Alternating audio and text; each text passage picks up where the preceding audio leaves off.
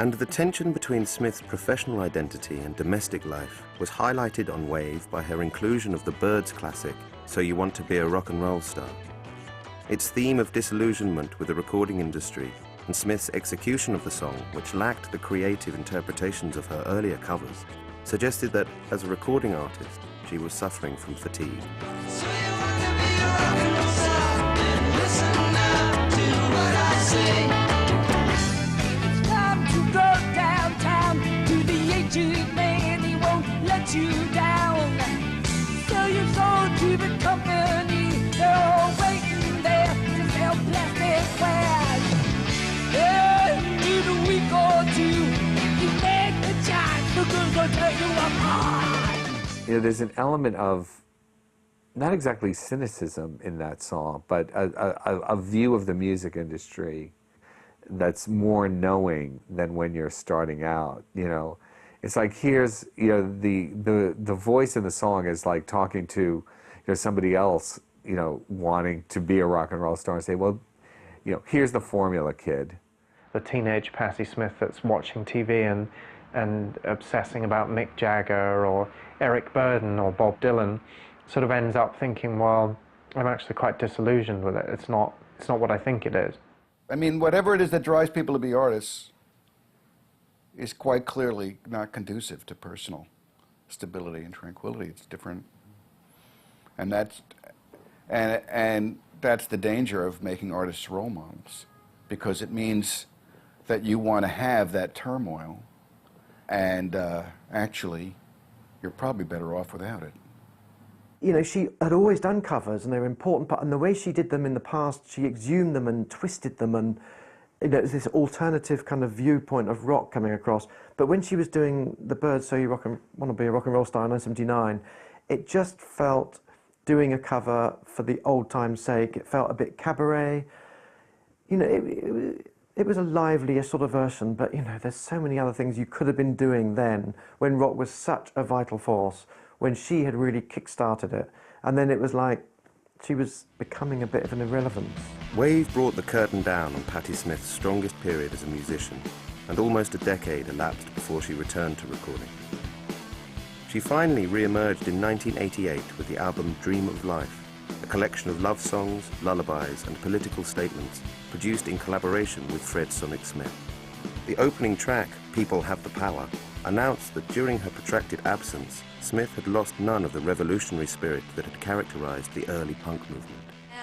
I was dreaming, in my dreaming, God knows a purer view. And when I awaken from my sleeping, I commit my dream to you, that the people have the power. The people have the power to dream, to rule, to wrestle the earth from fools. She fits into a tradition, a sort of American artistic tradition, of someone who's taken a great fall and attempts to, you know, come back and is good enough. And it works out, and the audience wants her.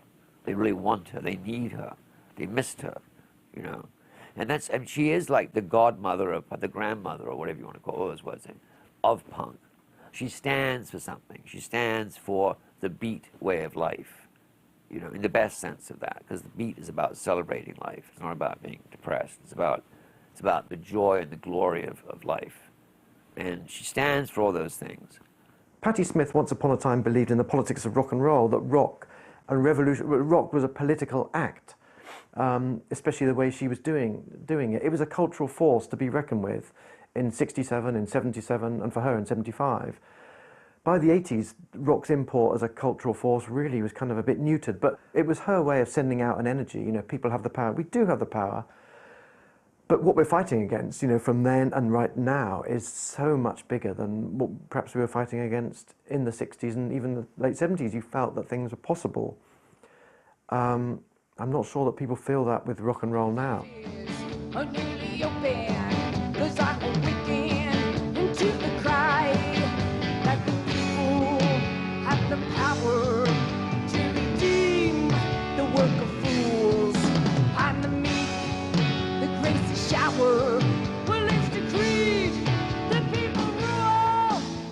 People's Got the Power with Fred, and that seemed like that she was very influenced by him, you know, because to me, that was like Patti Smith and the MC5. You know, it was kind of that, you know, political thing. I didn't really feel like it was a great match. She's not sort of just creating that rebellion or that call for revolution just in the music itself, and that you just, that's what you spontaneously feel listening to it. She's sort of, you know, there need to be subtitles on, this is what it's about. Richard Sohl, who had returned to play keyboard on the album Dream of Life, shortly passed away along with band photographer and friend Robert Mapplethorpe. Towards the end of 1994, Smith also lost her husband Fred, and just weeks later, her brother Todd. Despite the bereavements, Smith continued to record, and in 1996 she released her 6th studio album, Gone Again. We had decided to record for 2 reasons. We had certain political ideas we wanted to address, artistic ideas, and also having 2 children, it was time to make a living. So we were well prepared to record.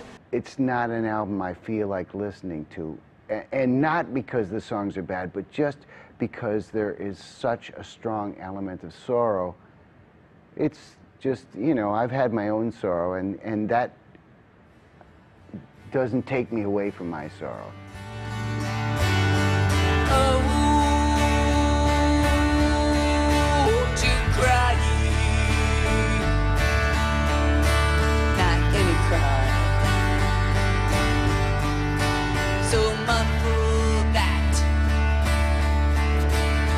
One of the greatest definitions of art is that the artist confronts what distresses them most and makes art out of it.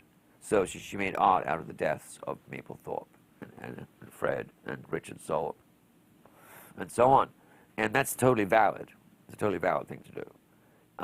It wasn't art on the stream of consciousness poetry that she was in Horses. That tap did no longer work. High, the hungry earth, the empty vein, ashes rain, death's own pain, man's own cannons hurl the wind.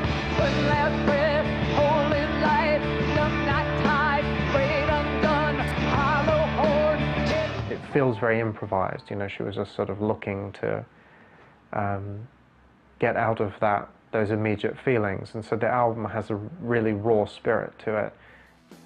Smith followed up Gone Again with 1997's Peace and Noise, an album on which she had been working with Fred Sonic Smith before his death.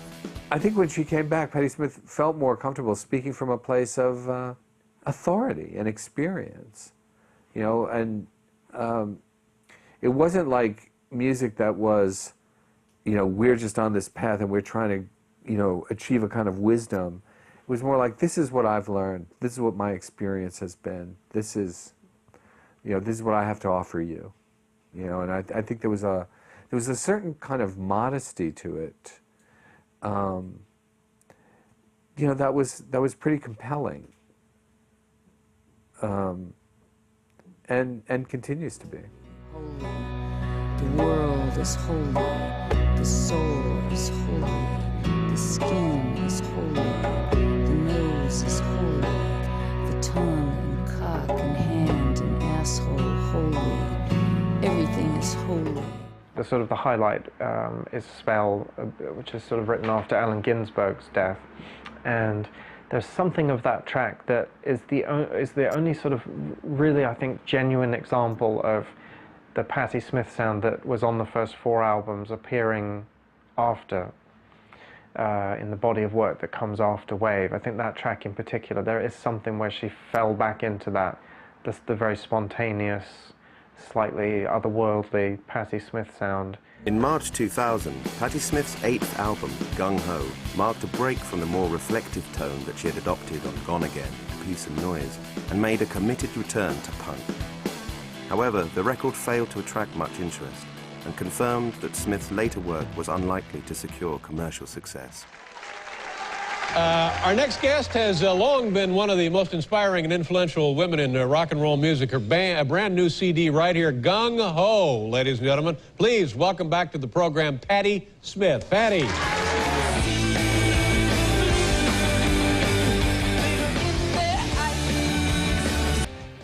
it wasn't anything that was put on. It was honest and sincere and real.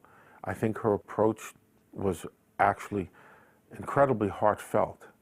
And I think it's hard to deny that when you have a heartfelt approach about what you believe in, that it comes across as believable and acceptable and fun and great music. Gung Ho was followed by 2003's Trampin', Smith's first album for new record label Columbia.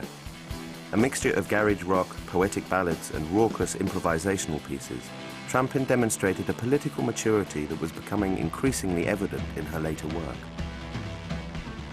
From being this bohemian anarchist, she has become